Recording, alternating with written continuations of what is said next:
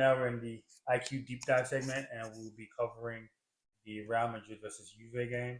Real Madrid won the game 1-0, thanks to the guy I told you all about last week, Gonzalo Garcia, aka Raul Gonzalez Garcia. Um, Top goal is very good in the air. That's how he scored his debut goal against. It was Leganes. I was trying to remember last episode Mm. we scored against last minute win in the Copa del Rey. But the game was. Did you watch the game? Yeah. I got an MRI during that Oh game. yeah, yeah. You did get an MRI. The game was tactically very interesting. I think they both had similar shape with Real Madrid playing three in the back. It was um, Dean Harrison. That boy is Hmm. very very good. Tchouameni in the middle and Rudiger right center back.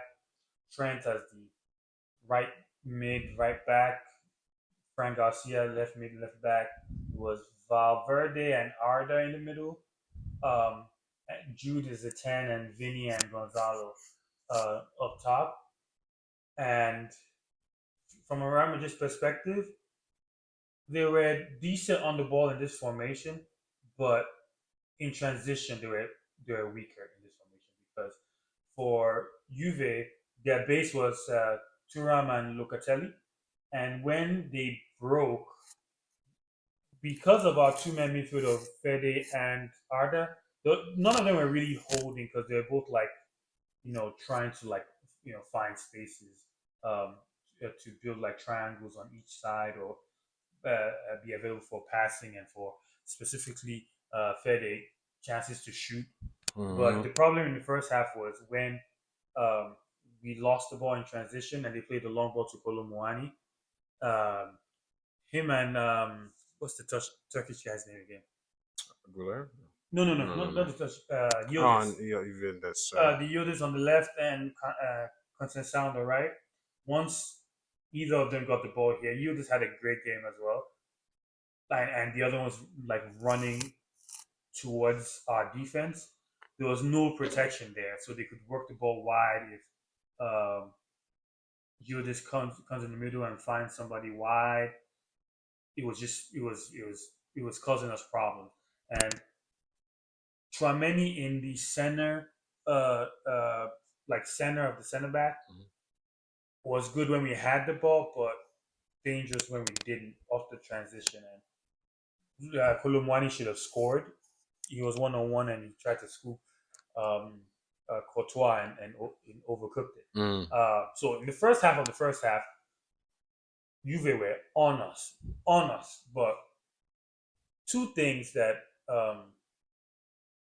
Javi Alonso did that really, really impressed me and give me like more belief in him was number one, he switched Tchouameni and Rudiger because Tchouameni is not as good as he is. He's not a center back, so he doesn't have those instincts. He was safer on here and Rudiger in the middle. That way he could follow Yildiz wherever he was going and become a DM. Mm. But another thing that he did was when we did have the ball and we are all like up top, he gave Tchouameni the freedom to like go and join the midfield and create a diamond here. And what this did was gave us an advantage when we had the ball because obviously there's just one more man, so we're creating an overload in this midfield. And Jude operating around the inner right this time, so we're creating an overload in this midfield. And when we lost the ball, we can win it faster because he stepped forward and you just has to follow him there. So it gives us less. It gives Juve less options when they're trying to counterattack. So that little change right there just nullified Juve for the rest of the game. So I credit to Xabi Alonso for making that tactical move. Fede Valverde was everywhere. See, the people that are going to eat in this new Xabi system, Fede Valverde, he's been given license to bomb forward, and he was trying to rip the net off. He was trying shot after shot after shot.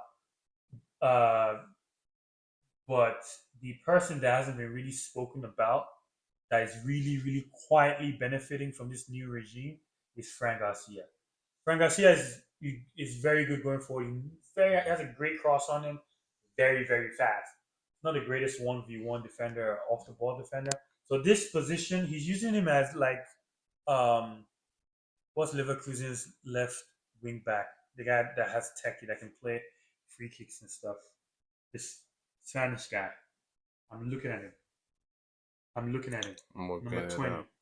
But he's playing he's using him in that kind of light where he's more like a left midfielder than a left wing back. And he's had 4 great games. 4 great. I mean, Mendy's going to struggle to get his shirt back from this guy. He has had 4 great games, and it's good to see. But again, De Gregorio, Mm-hmm. how do you say his name? Yeah, De Gregorio. De Gregorio was fantastic. I think because obviously Juve was playing deeper in a low block after we made that switch with Trameni stepping up from the inner right into the middle when we had the ball.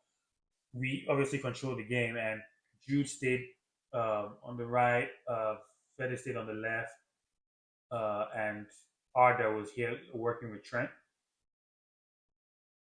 Uh, and because of the low block, Real Madrid had so many shots from out wide because they couldn't penetrate. So many shots, and like the saves that he was making. There was one that he made off of. I mean, there was one he made off of Fede from like the inner left, but there's another one where Tchouaméni stepped up and was a low shot from the inner right as well. And obviously he had a great save from Jude when Fede found himself on the right wing and played Jude in, and it was close range and he should have scored. But De Gregorio was very very good. But it was good to see Real Madrid because Fede can shoot, Jude can shoot, Tchouaméni can shoot. Why not shoot, right? But it was a great game tactically for us, and I was very, very impressed with Xabi Alonso with the little tactical changes he was doing. Vinny had a very decent game. His passing range when he dropped in here, and sometimes he'll switch it to Arda or Trent off on this right wing from the left, and sometimes you just pop up here. He just looked really, really good. The thing that I'm looking for, I mean, and Gonzalo again, jeez, what a header. The thing that I'm looking forward to see now is how Mbappe comes in for Gonzalo, how he plays, and how he fits into the system, and how that affects Vinny's game.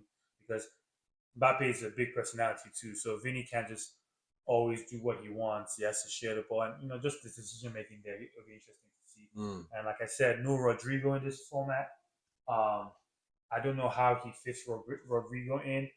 I don't know whether he plays. I mean, he plays maybe Jude as in the Arda role, and instead of Arda, play Rodrigo closer to as a 10 on the inner right. You could do that, but just shocking to see Rodrigo not get a lot of minutes in this tournament thus far. But it was a good game. And lastly, I just wanted to end by saying, yes, Real Madrid fans, this is specifically for you. I'm a Real Madrid fan, die hard, right? I am very, very happy with the start that Xabi Alonso has given us. But please, it doesn't give you the right to discredit what Carlo did for us. I've seen it too many times, and it's kind of pissing me off. Like, I don't like the culture now. Like, oh, because this guy's such a breath of fresh air, and these players are flourishing under him, doesn't mean Carlo, who won us the last 2 Champions Leagues, 3 in total, and the last 2 leagues that we have, and Copa del Rey, and he won everything in 4 years. Like, it doesn't just negate him as a manager or anything. So please, just cut it out.